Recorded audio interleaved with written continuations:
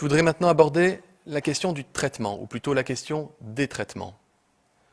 Il y a quelques minutes, le Haut Conseil de santé publique, que j'avais saisi sur la question des nouveaux traitements disponibles pour les malades du coronavirus, ce Haut Conseil pour la santé publique s'est réuni et il a invité pour l'occasion 7 sociétés savantes afin de formuler un avis.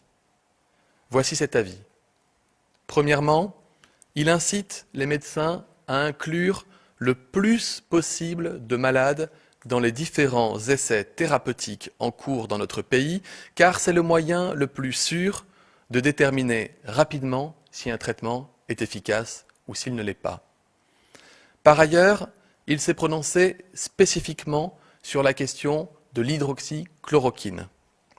Le Haut Conseil recommande de ne pas utiliser ce traitement en l'absence de recommandations, à l'exception de formes graves, hospitalières, sur décision collégiale des médecins et sous surveillance médicale stricte.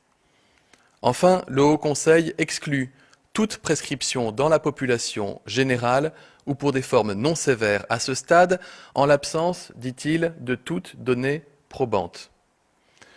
Suivant cet avis des scientifiques, je prendrai dans les prochaines heures un arrêté venant encadrer l'utilisation hors AMM, c'est-à-dire en dehors des autorisations classiques de commercialisation des médicaments, pour l'hydroxychloroquine, qui sera donc désormais accessible aux équipes médicales hospitalières qui le souhaitent dans les conditions prévues, je le rappelle, pour des malades hospitalisés avec des formes sévères sur décision collégiale des médecins.